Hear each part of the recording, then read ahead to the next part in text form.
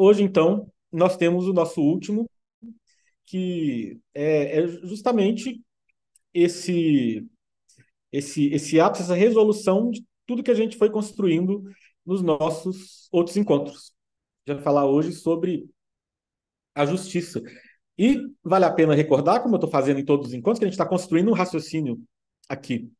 A gente está usando esse esquema clássico, que foi cultivado pelos gregos, das virtudes cardeais. Não são as únicas virtudes, mas elas são virtudes centrais nos vários contextos também nos dias de hoje para a nossa democracia, que são a coragem, a moderação, a sabedoria prática e a justiça. E para poder pensar filosoficamente essas virtudes, nós estamos nos baseando no modelo desenvolvido por Platão na República, que para pensar a ética pensava em três partes da alma. Então, existiam os desejos humanos, e a virtude dessa parte desiderativa do ser humano, da alma humana, é, é a moderação. Nós temos que ser moderados nos nossos desejos. Nós temos a parte irascível. A parte irascível não é só da ira, que faz a gente ficar com raiva, mas o irascível é essa força que nós temos, essa força interior, que nos torna capazes de buscar um bem árduo.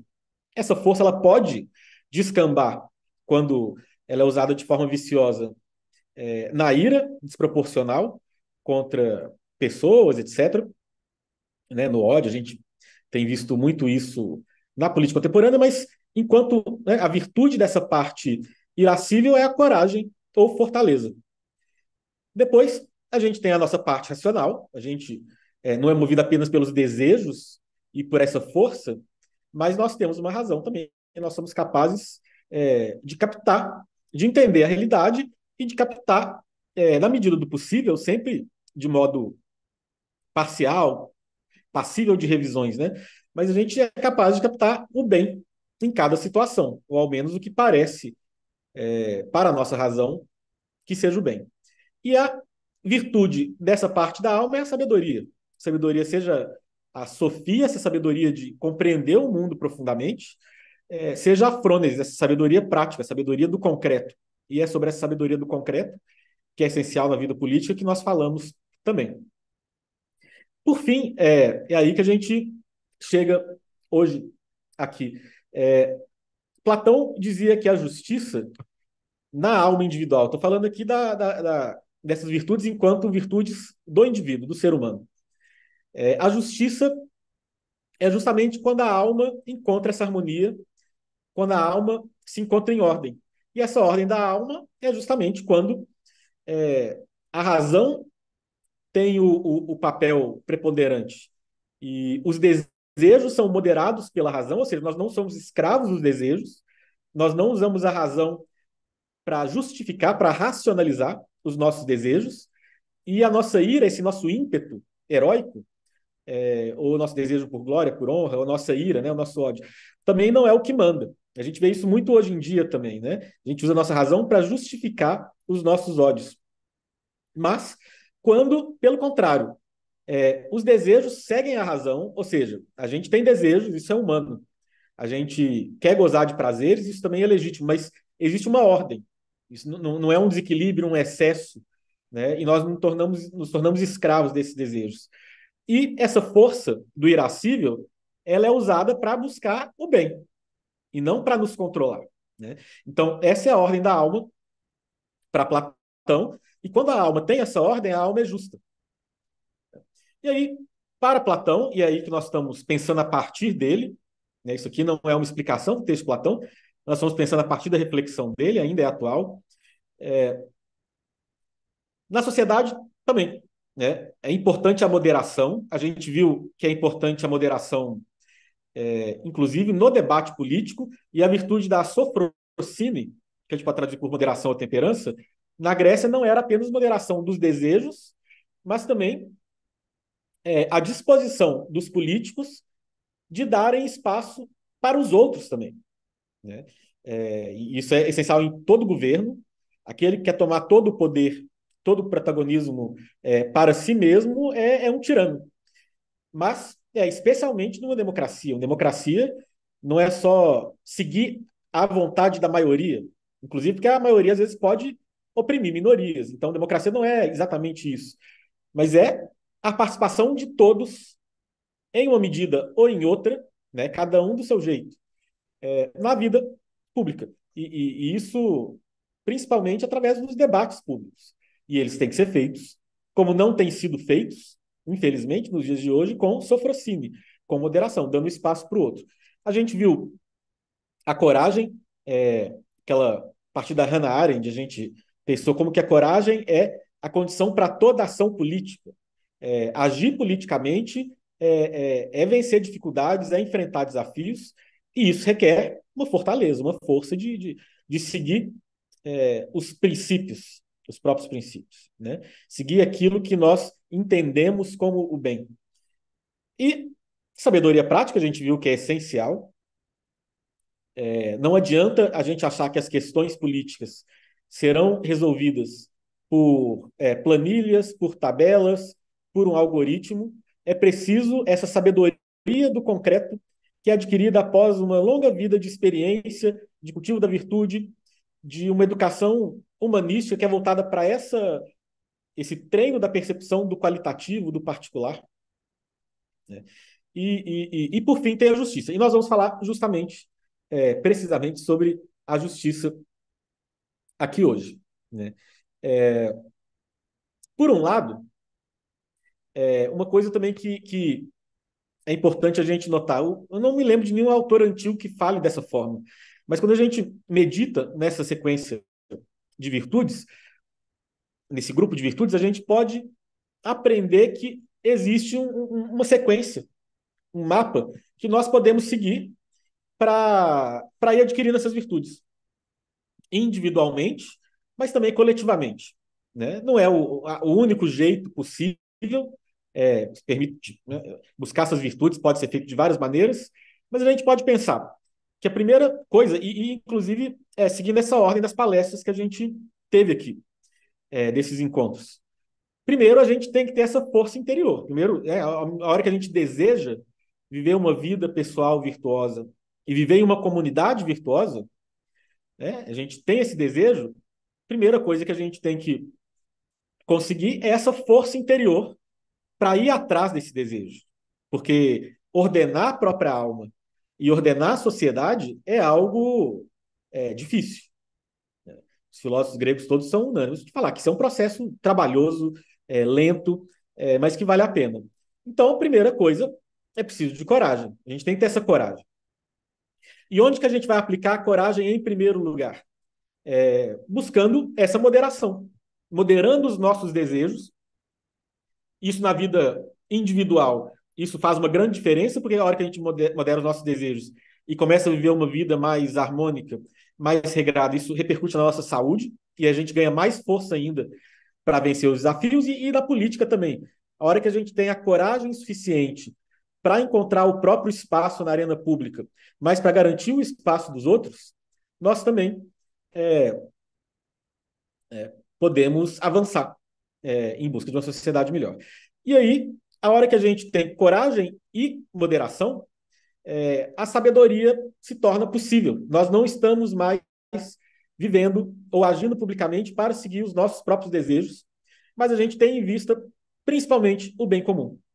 E isso faz toda a diferença, e é nessa hora que a gente consegue pensar com sabedoria. E aí a gente pode entender um pouco o que seria a justiça na vida pública. Um primeiro aspecto da justiça, a partir dessa visão platônica. Platão não fala dessa maneira que eu vou falar, mas a gente está partindo dessas reflexões dele e dos antigos. Se a frônesis, a sabedoria, é o pensamento correto, vou me apropriar aqui dessa expressão budista, né? O pensamento correto, ou seja, a gente entender as coisas tal como elas são de fato, né? Que é essencial para a gente agir bem. A justiça é a ação correta. A hora que a gente entende qual é o bem a ser perseguido, individualmente e publicamente também, o bem comum na vida política. A hora que a gente age segundo essa percepção, segundo esse entendimento, nós estamos agindo de modo justo. Então, vejam como é que as coisas se seguem. Da coragem, que é essa força interior, para a moderação, que é essa moderação dos desejos, e na política essa disposição para dar o espaço para o outro, para uma sabedoria, que é compreender as coisas de modo correto, para uma ação correta, a partir do que nós entendemos. E o que nós entendemos é a realidade, tal como ela é, na medida que o ser humano pode entender, é claro que sempre de um modo parcial e precário, né? Então a gente pode entender, em primeiro lugar, a justiça como essa ação correta, né? Essa ação segundo o que nós entendemos da realidade das coisas. Né? Então, é uma primeira aproximação que a gente pode fazer para explicar o que é a justiça na vida política. Mas, em segundo lugar, a gente pode pensar como Platão também, que quando, na vida pública, nós somos corajosos e defendemos o que é certo, né? E não o que é conveniente, quando nós somos moderados e quando nós buscamos o bem comum acima do bem pessoal e damos passos aos outros, e quando nós agimos segundo a sabedoria que nós desenvolvemos, a partir de um longo processo de cultivo interior, a nossa ação será justa. Ou seja, a hora que essas outras virtudes elas estão bem situadas, a justiça aparece como fruto delas, né? Como essa ação correta, fruto dessas outras virtudes. É por isso que a gente chama elas de virtudes cardeais. Elas são virtudes que uma vai sendo construída a partir da outra e elas criam essa unidade. E essa unidade é o que a gente chama, inclusive, de justiça, né?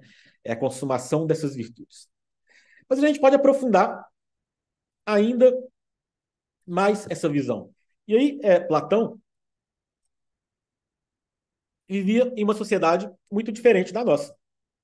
E a resposta dele na República, obviamente, não pode ser tomada ao pé da letra como uma resposta para a gente. Ele vivia, por exemplo, numa sociedade muito mais estratificada.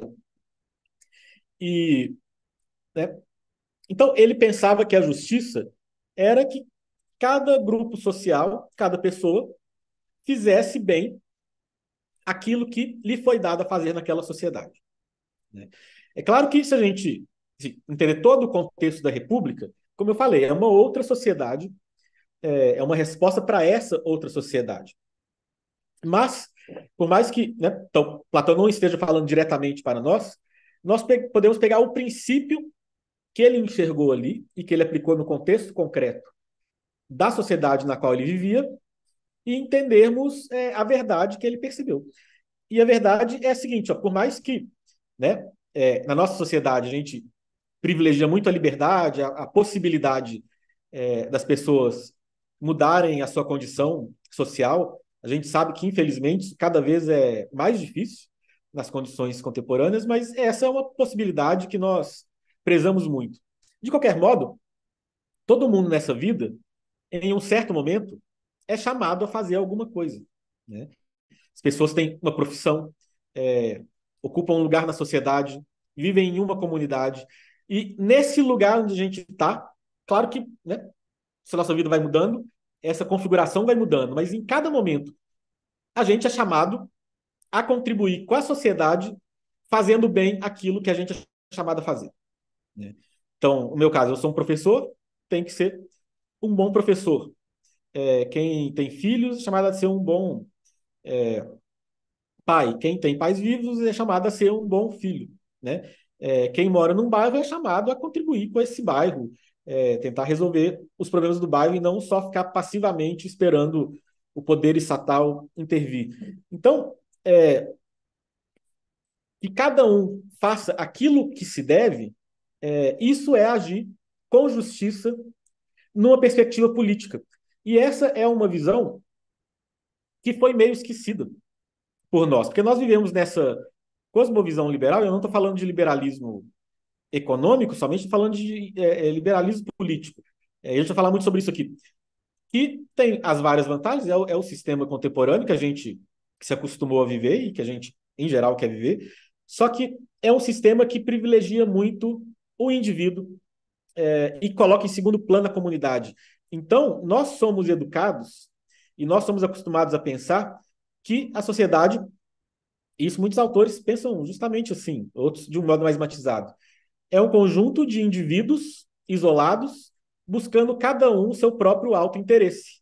E aí, segundo contam, né, a mão invisível do mercado regula essa busca individual, cada um do seu, tentando maximizar o próprio auto-interesse, o próprio interesse, e isso faz com que exista uma harmonia de algum modo. A gente vê que isso claramente não é o que ocorre, né? Isso pode ter ocorrido em alguns momentos da sociedade, porque existia justamente uma série de virtudes que as pessoas, na prática, não estavam buscando só o próprio interesse, né? Ou seja, para um liberalismo funcionar, e um liberalismo econômico funcionar, tem que ter uma série de virtudes comunitárias como pressuposto. No momento que, por causa dessa vivência, né, por séculos do liberalismo, essas virtudes comunitárias desaparecem e cada um começa a buscar efetivamente apenas o próprio auto-interesse, a gente vê a sociedade basicamente desmoronar.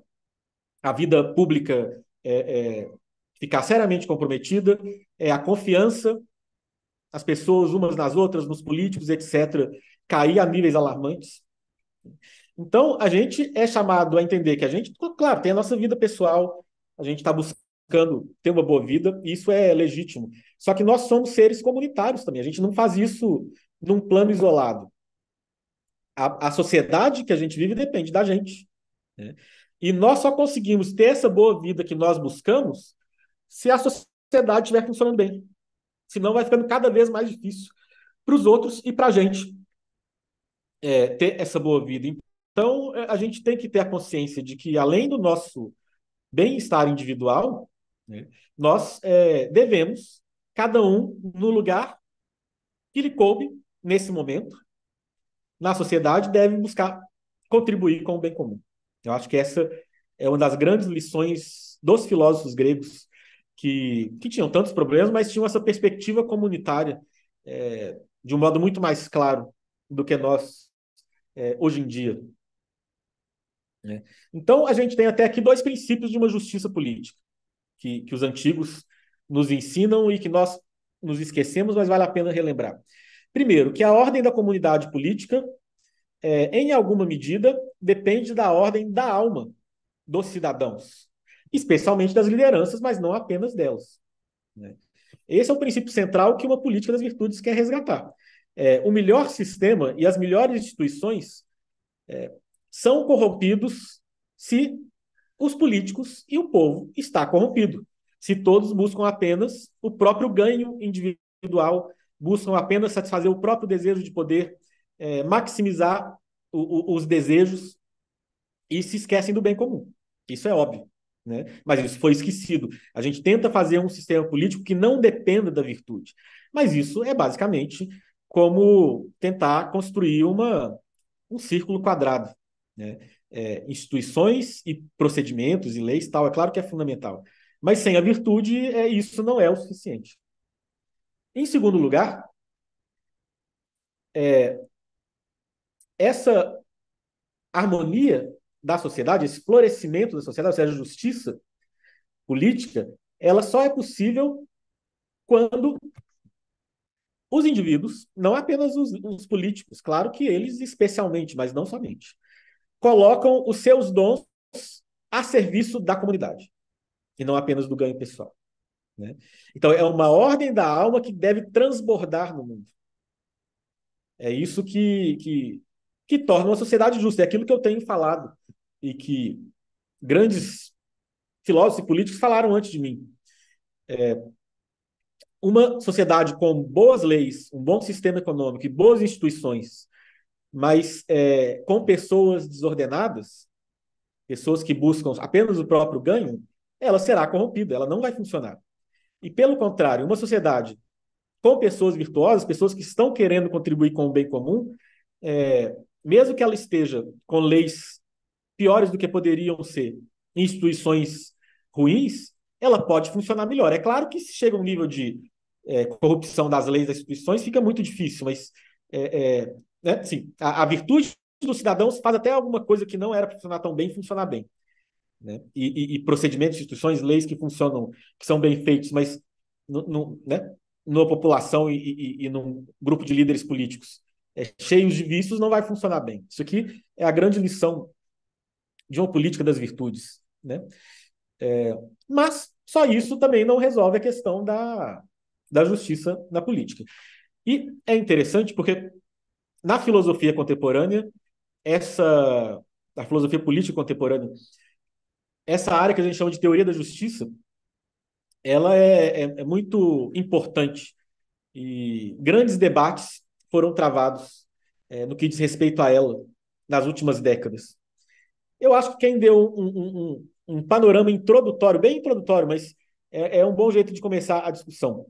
Foi o Michael Sandel, naquele curso de Harvard que ele deu sobre justiça, que está disponível no YouTube e tal, fez muito sucesso, e que depois virou aquele livro dele, chamado Justiça. Ele está pensando no debate em língua inglesa. O debate no Brasil tem outras vertentes também, mas o debate em língua inglesa acaba influenciando muito também no nosso debate. Né? E principalmente na pesquisa mais contemporânea, é bastante dominado pelo debate de língua inglesa. Então, a guisa de introdução mesmo, como é mais simples, eu queria chamar a atenção para o modo como ele apresenta. E, tradicionalmente, nesse mundo de língua inglesa, nesse liberalismo de tradição inglesa, que acabou sendo a forma dominante do liberalismo no mundo, né? E por mais que o Brasil tenha particularidades, nós estamos nessa esfera de influência, ele foi muito influenciado e, na verdade, assim, a base desse liberalismo é o utilitarismo.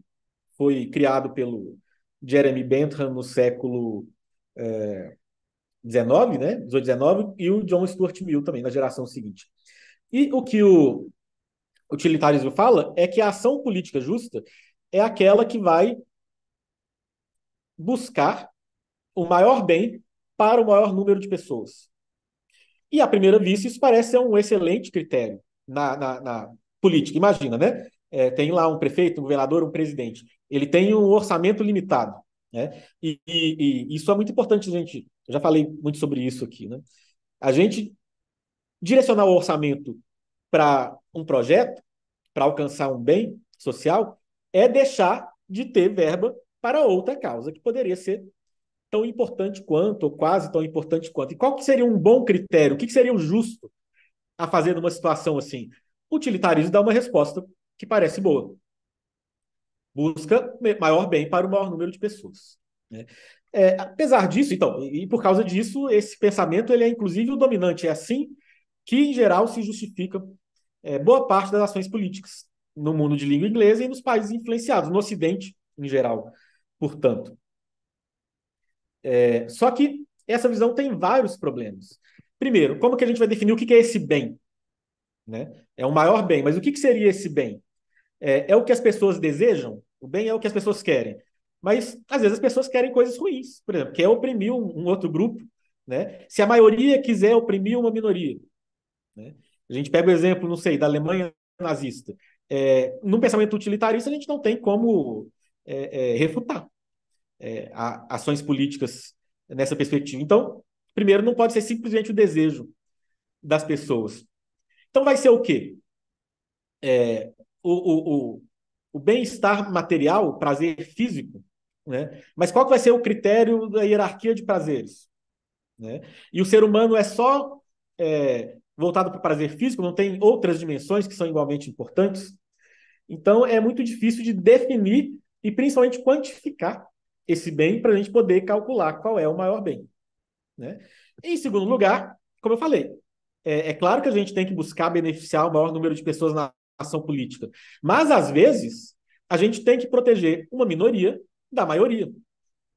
Ou seja, ir contra talvez um desejo de uma maioria em nome de certas garantias para minorias. Então, novamente, aqui o utilitarismo não consegue dar conta disso. E na prática, a gente vê, por causa desses problemas, o utilitarismo, muitas vezes, ele funciona mais como um pretexto. Por mais que em muitos casos a resposta seja boa e esse então seja não um princípio filosófico, mas é uma norma heurística, ou seja, na dúvida a gente pensa mais ou menos qual que seria o maior bem para o maior número de pessoas, ainda que essa regra não resolva o problema inteiro.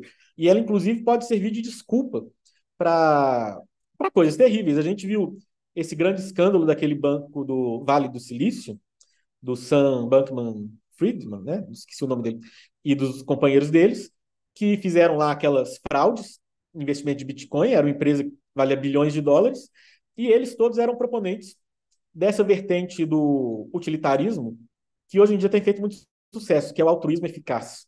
Uma filosofia que foi iniciada pelo Peter Singer e foi desenvolvido por outros filósofos de Oxford e tal, né? E é pensar, é um jeito mais refinado de aplicar isso do maior bem para o maior número de pessoas. E o que as pessoas desse banco fizeram foi fazer fraudes fiscais, porque assim, a proposta deles era que o dinheiro que eles ganhariam nesse banco, e eles ganhavam muito dinheiro, eles dariam tudo para causas beneficentes. Né? Eles ganhavam para dar, e essa ideia parece excelente. Mas se eles não são simplesmente picaretas, e talvez eles tenham sido, eles tenham enganado a si mesmos, alguns deles ao menos, eles poderiam ter raciocinado, usando as premissas dessa filosofia que eles adotaram, que cometer uma fraude, tendo em vista um ganho maior para poder doar para causas importantes, seria justificado. E, de fato, né? Se eu cometer uma fraude, mas essa fraude me fizer ganhar um ganho, né? Conseguir um ganho maior, que eu vou, a partir desse ganho financeiro, fazer um grande bem. Segundo essa teoria do utilitarismo, isso é justificado. Né? O utilitarismo cru, se não tiver. Né? Hoje em dia tem pensado em limites para isso, esses filósofos dessa vertente, até por causa desse escândalo aí, né? E então, assim, essa é uma filosofia insatisfatória. Então, por causa disso, uma outra corrente filosófica começou a se tornar tão influente quanto, e talvez até dominante no pensamento de hoje, principalmente no pensamento de hoje, que tem em vista essa questão das minorias. Né? O utilitarismo não é uma boa filosofia para pensar minorias e proteção de direitos, que é a deontologia. Deontologia, essa corrente filosófica que busca princípios, né, a partir dos quais nós podemos falar que uma ação individual ou política é moral. E o grande nome da deontologia, quem colocou isso mesmo aí no debate filosófico foi o Kant, na crítica da razão prática. Ele pensou nesse imperativo categórico. Uma ação, para ser uma ação moral, devia passar por esse imperativo categórico.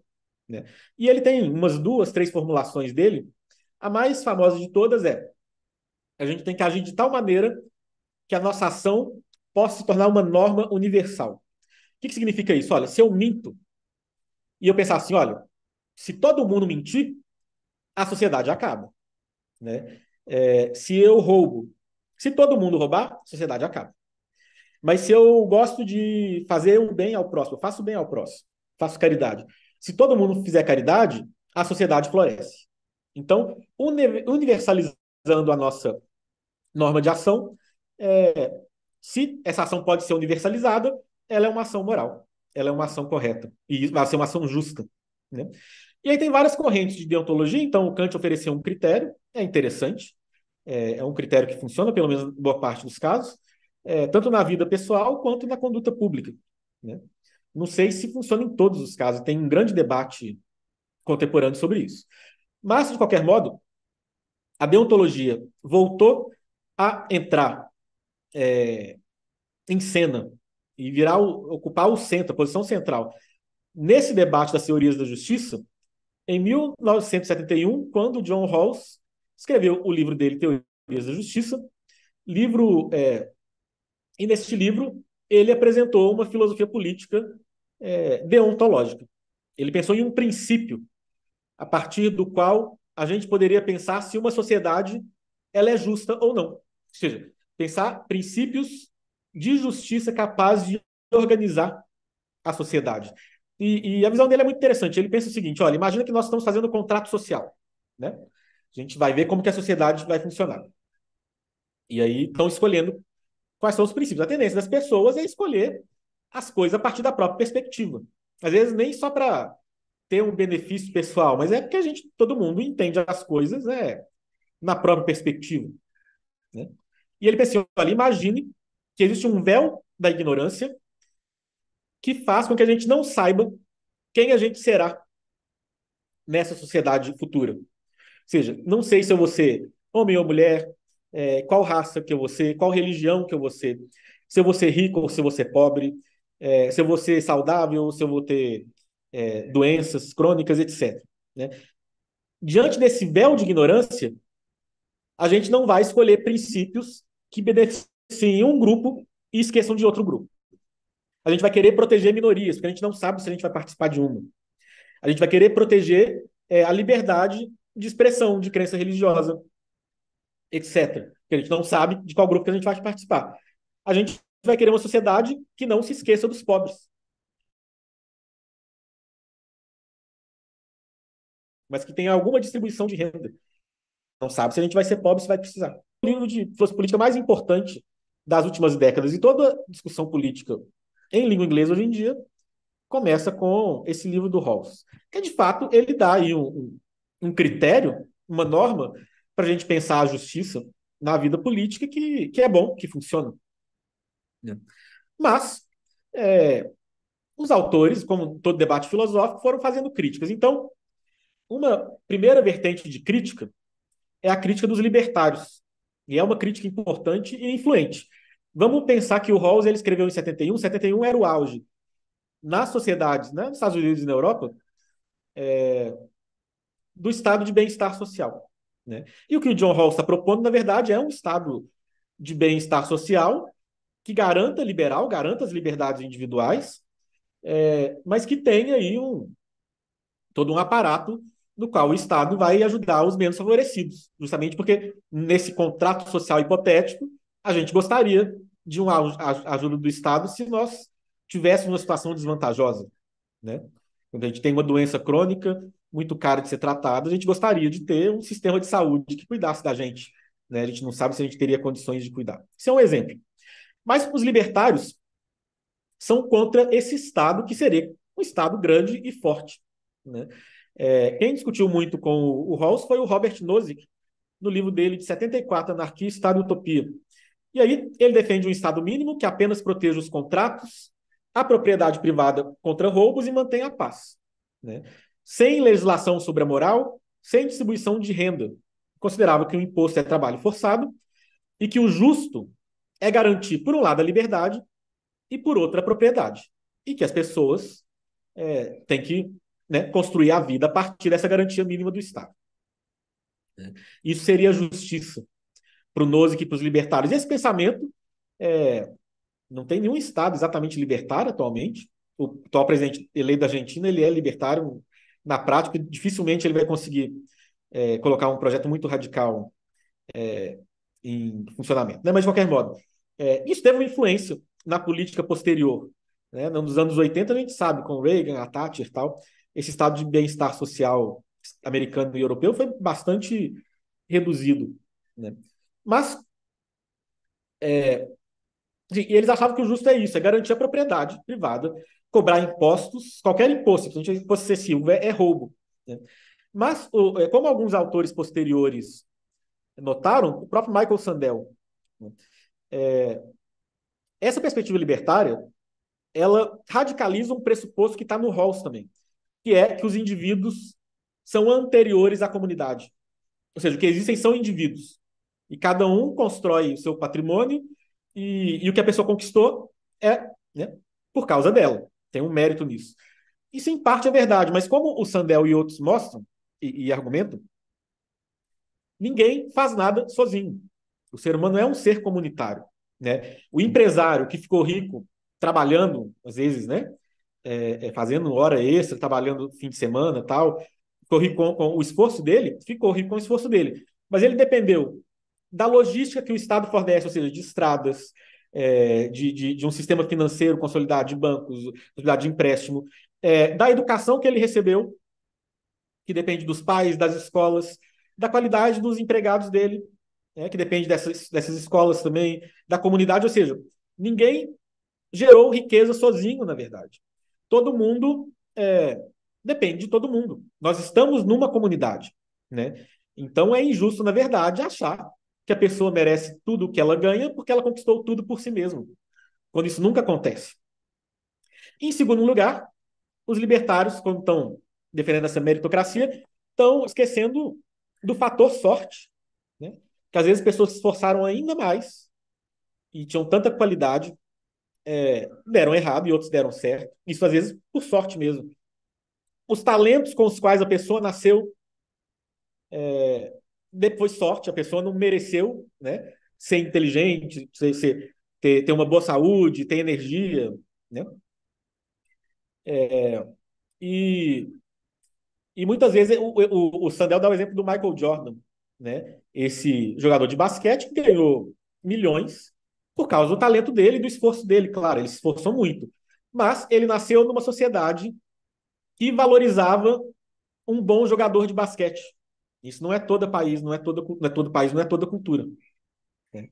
Então tem uma coisa de sorte, uma coisa de comunidade, né? E portanto essa ideia libertária do indivíduo que merece tudo porque conquistou tudo por si mesmo, na verdade é falso.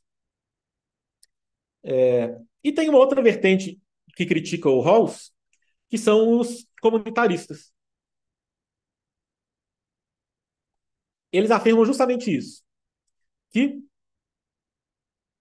o indivíduo ele não é isolado. As pessoas vivem, nascem, são criadas em comunidades. Né? Tem que ter um equilíbrio. Nenhuma comunidade que oprime um indivíduo, como nesses coletivismos do século XX, né? Que tanto mal fizeram as pessoas, esses regimes totalitários, mas também um sistema que prioriza o indivíduo e esqueça a comunidade também não funciona. Tem que ter um equilíbrio, porque o indivíduo, ele depende da comunidade. A comunidade depende do indivíduo. É isso que o pensamento comunitarista defende. E nesse pensamento comunitarista, existe uma vertente aristotélica, que chama de neo-aristotelismo, da qual o próprio Michael Sandel faz parte. E o que ele nota é justamente isso. A primeira coisa, uma vida humana plena não é uma vida apenas de abundância material. Claro que, né, ter, né, riqueza, poder ter um conforto material é bom, deve ser buscado. Mas vida humana é muito mais do que isso. Nós vivemos em comunidade, nós temos dons que se exercem em comunidade. Então, nossa capacidade de deliberar junto com os outros sobre o que é o melhor, né? Isso faz parte de uma plenitude humana. O dom da linguagem, a gente tem linguagem para falar com os outros, a comunicação com os outros, o contato com os outros. Ou seja, a própria vida numa comunidade que está florescendo faz parte da felicidade humana. Isso aí é o que Aristóteles já dizia e o que o Michael Sandel recupera nesse republicanismo aristotélico dele. E ele, baseado em Aristóteles, dá um outro critério. Então, vejam, eu não estou exatamente negando nenhuma dessas correntes que eu falei até agora. Eu estou construindo um raciocínio mostrando que cada uma está mostrando um aspecto, mas que elas são incompletas. É claro que buscar o maior bem para o maior número de pessoas é importante, mas às vezes não dá para saber isso. Né? Então, o Rawls, quando pensa, ó, a gente tem que construir uma sociedade que todos os grupos sejam representados e tenham uma chance de ter uma boa vida. Isso também é verdadeiro, mas também não resolve tudo, porque o indivíduo só né, não, não basta. Depois, os libertários, eles, ao meu ver, erram, enfatizando apenas o indivíduo, mas a gente sabe que o Estado ele pode crescer de forma excessiva sem contribuir para o bem comum. A gente, às vezes, de um jeito ingênuo, acha assim: Estado grande é porque está investindo nas pessoas, então se diminuir. Mas não, às vezes o Estado incha por causa de bagunça burocrática. E é claro que a parte administrativa do Estado, eu sou funcionário público, eu estou falando de experiência própria, é essencial, né? A administração pública do Brasil ela é muito louvável em muitos aspectos. Mas em todo o sistema gerencial, é, às vezes tem desordens, tem abusos, né? Então eu estava conversando com uma professora da UFMG, de uma área mais de tecnologia, e ela estava falando como que, por exemplo, um dia ela estava me contando de uma história que ela pediu um financiamento para fazer uma pesquisa de ponta, né? Em veterinária. E ela conseguiu o financiamento chegou até ela 7 anos depois, quando ela não precisava mais. Ou seja, a pesquisa científica, né, feita pelo sistema público, e no Brasil a gente tem vários talentos, é muito meritória, ela foi prejudicada, não por falta de dinheiro, não por falta de talento, mas por causa de um desajuste burocrático que entregou o dinheiro tarde demais. excesso de controle burocrático. Eu, no sistema público, eu percebi uma coisa: a gente é tratado, muitas vezes, como se a gente fosse culpado a princípio. Ou seja, a gente tem que provar absolutamente tudo. Se eu faço um congresso, né? Eu tenho que depois entregar lá para a agência financiadora o bilhete de ida e de volta do professor que eu convidei, né?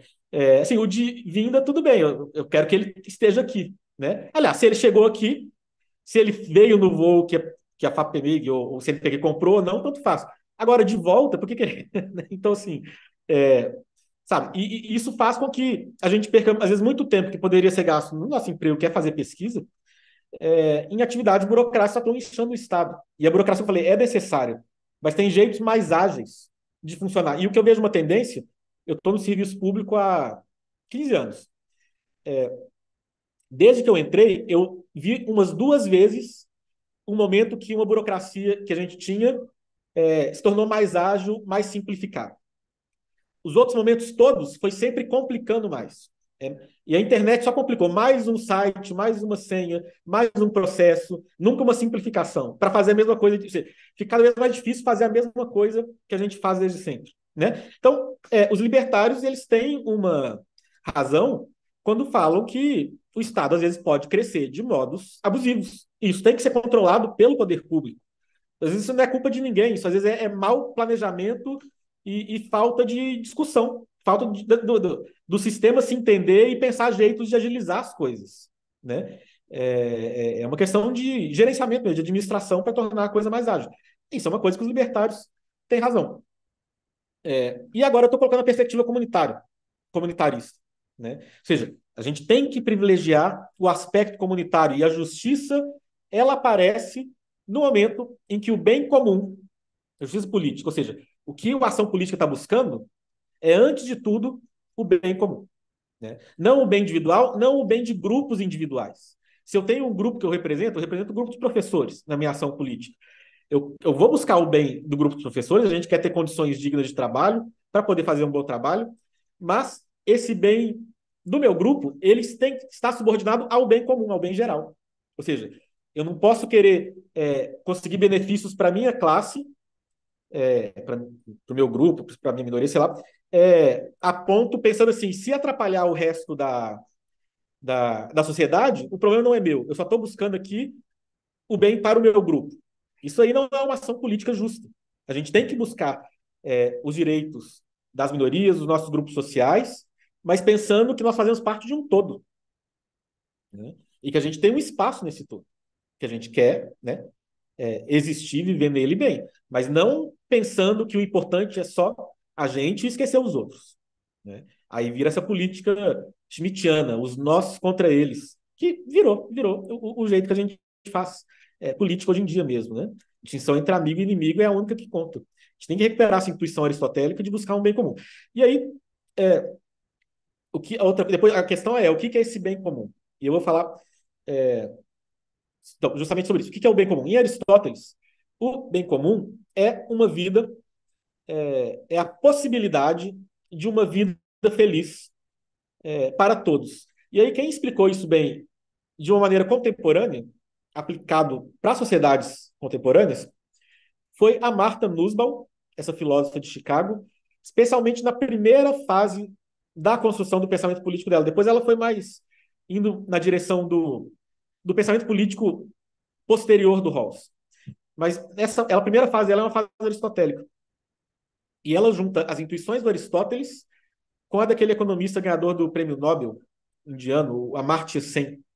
E aí ela pensa, o Amartya Sen tinha essa teoria das capacidades, ou seja, o justo numa sociedade não é buscar que todo mundo seja feliz, que todo mundo floresça, porque isso depende da liberdade das pessoas. A gente tem que garantir a liberdade. Né? Mas é garantir as capacidades.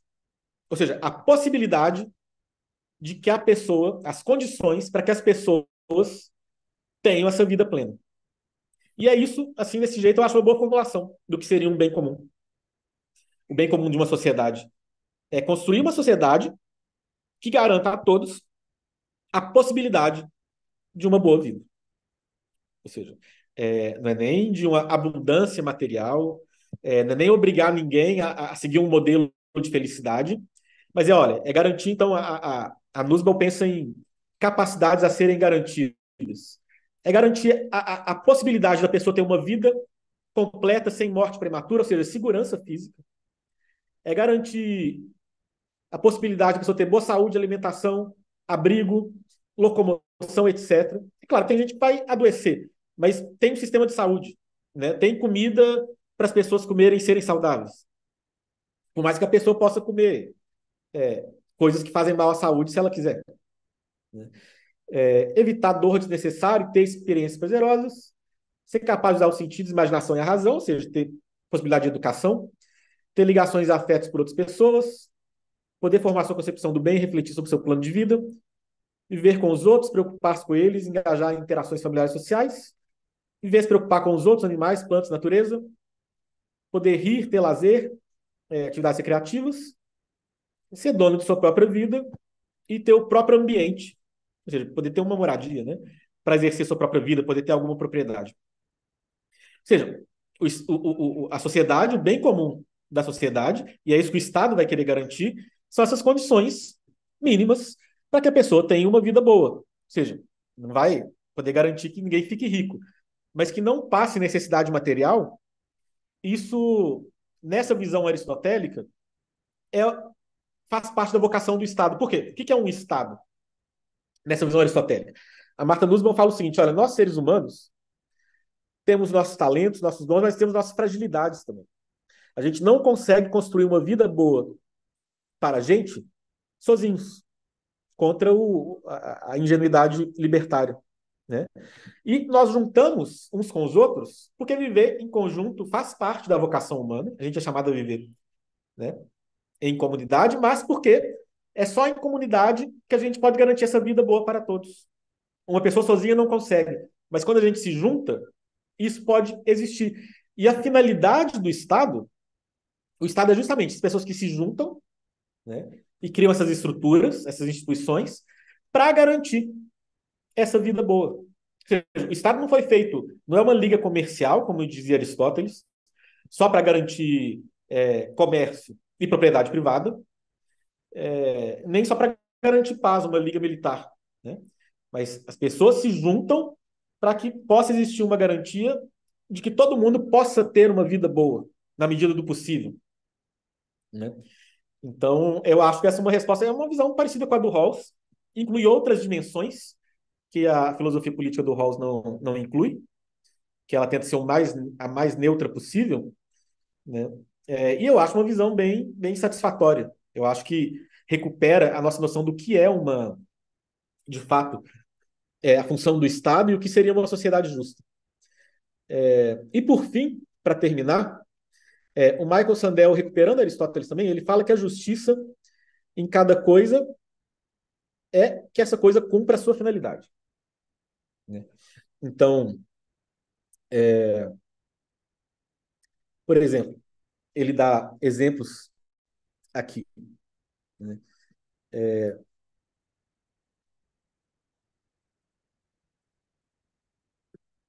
Ele dá um exemplo de Aristóteles que não é nenhum exemplo muito bom, mas só para entender. Ele fala assim: olha, a gente constrói flautas, a finalidade da flauta é que ela seja bem tocada. Uma sociedade justa não vai ser a sociedade na qual quem tem flautas é quem teve o dinheiro para pagar as flautas. Sociedade justa é uma sociedade na qual as pessoas que tocam bem flauta têm a possibilidade de tocar flauta. Portanto, realizam a finalidade para a qual uma flauta foi feita. Não foi feita para ser vendida, foi feita para ser tocada. Né? Às vezes a gente está numa visão tão marcada pelo econômico, o econômico é central, mas ele vira tudo, que a gente se esquece disso, que as coisas têm finalidades para além do mercado. Né? E aí, essa intuição do Aristóteles que o Sandel recupera é fundamental hoje em dia, quando a gente pensa num outro autor, que é o Samo Burja, que é um estudioso que tem se dedicado à reflexão a respeito de como que as sociedades entram em declínio. E o que a gente tem visto aí, de vários comentadores políticos, à esquerda e à direita, tal, é que a gente está num momento de declínio social mesmo, que pode ser revertido, claro, mas que isso a gente tem visto mesmo. Né? E aí ele pensa na questão das instituições. Ele pensa assim: olha, uma sociedade ela floresce quando um certo número de instituições centrais, que pode variar de sociedade para sociedade, está em bom funcionamento. O problema é o seguinte: a norma em uma instituição é que ela, com o tempo, entra em declínio e que ela começa a servir a outros interesses que não, né, aquilo para a qual ela foi criada, ou que as pessoas simplesmente não consigam mais cumprir a missão para a qual ela foi criada. E o que a gente tem visto no nosso mundo de hoje, não estou falando do Brasil, estou falando do mundo inteiro. A gente está tendo uma crise mundial aqui, como está muito claro, desde que, a partir desde o ano passado, um tipo de guerra que a gente achava que havia sido superado, que era impossível, voltou a acontecer, né? Então a gente vê, por exemplo, o maior exército do mundo, que é o exército americano. Ele passou por um fiasco na saída do Afeganistão, né? O Talibã venceu lá, horas que eles desistiram, em muito menos tempo do que eles imaginavam. Ou seja, o próprio exército americano não está funcionando mais como deveria. A gente pensa a ciência, a nossa sociedade atual é baseada na técnica e na ciência. Mas a gente tem visto, hoje em dia, no mundo todo, essa coisa da crise de replicação, artigos que falam que teve uma experiência, que foi de tal jeito, aí tentou replicar e não funciona. Muita fraude. Isso tudo é condicionado por um sistema mesmo, que tem oprimido e tem impedido que os cientistas façam um bom trabalho. Os principais periódicos acadêmicos do mundo científicos são controlados por conglomerados editoriais privados. Tem toda uma questão aí. Nisso o Brasil tem um grande mérito, porque o nosso sistema de periódicos ele é todo livre e aberto, né? E essas grandes empresas não conseguiram entrar muito fortemente. E por aí vai. As instituições todas estão perdendo o seu sentido de vocação original. Mas no Brasil também. Eu já falei sobre isso quando eu falei da moderação, né? Mas isso tem a ver com justiça também. A gente tem visto, por exemplo, uma confusão muito grande na divisão dos poderes, né? A gente vê em alguns momentos o governo executivo governando por medida provisória, ou seja, se colocando no lugar do legislativo. A gente vê o legislativo querendo mandar demais no executivo.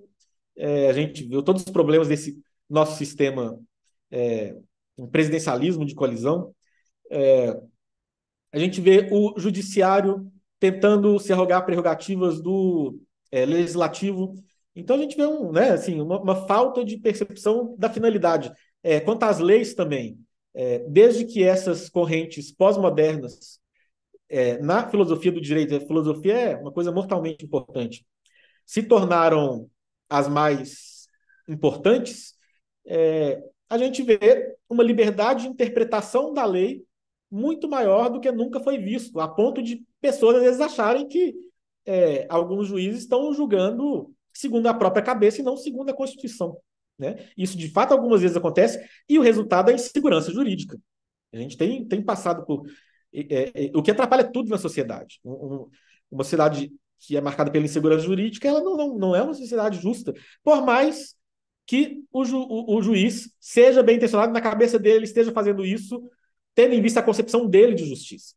Mas não é a concepção do juiz de justiça que é o que importa. Aqui está, na Constituição, pelo simples fato de que aquilo foi uma construção coletiva, existe um acordo e é o que está escrito que nos permite fazer previsões do que pode acontecer e, portanto, agir de forma coordenada. Se cada um segue a noção de justiça da própria cabeça, a ação coordenada em larga escala, ainda mais num país de dimensão continental como o Brasil, se torna impossível, como de fato a gente vê que tem acontecido. Essas questões todas são importantes para pensar a justiça. Então, assim, pensar a finalidade de cada coisa e recuperar a finalidade de cada coisa. Para terminar, então, eu queria concluir falando isso, né? Nós somos animais políticos, nós nos realizamos quando nós agimos tendo em vista não apenas nossa vida individual, mas a contribuição que a gente fez para a sociedade. Isso é muito comum em pessoas bem-sucedidas. Às vezes chega aí na meia-idade, deu muito certo na vida, mas pensa assim, minha vida valeu de quê? Porque às vezes a pessoa pensou apenas mesmo em construir uma vida boa, conseguiu. É importante pensar nisso, mas se a gente não sente que a gente está contribuindo para a nossa comunidade, isso faz parte do que é ser um ser humano, né? Quando Aristóteles fala que o ser humano é um animal político, ele estava falando sobre isso. parece que alguma coisa está faltando. A gente não está cumprindo a vocação humana, né? E é por isso que a política não é apenas um meio da gente conseguir coisas para a gente ou para o nosso grupo, né? Política é um modo de vida em comunidade. E política eu não estou falando só de ocupar cargo, participar de eleição, entrar num partido. Estou falando de agir pensando não apenas no ganho pessoal, mas no próximo, para além do círculo de relações pessoais, né? Isso faz parte da vocação humana. E esse, né, modo de vida político faz parte da existência cada um é chamado, né? Cada um de um jeito. É um modo de vida que depende dessas virtudes, de várias virtudes, mas de um modo especial, essas que nós falamos, sobre as quais nós falamos aqui: a coragem, a moderação, a sabedoria e a justiça. E isso é especialmente importante, isso vale para todos os sistemas políticos, mas é especialmente importante em uma democracia. Um governo de todos só não é uma utopia quando nós levamos a sério essa ideia de que todos devem se colocar a serviço de todos, devem buscar o bem comum e não apenas o bem pessoal, né? E para isso, todos devem viver, em alguma medida, as virtudes. Daí a importância, sempre, mas especialmente nos dias de hoje, de uma política das virtudes. É isso.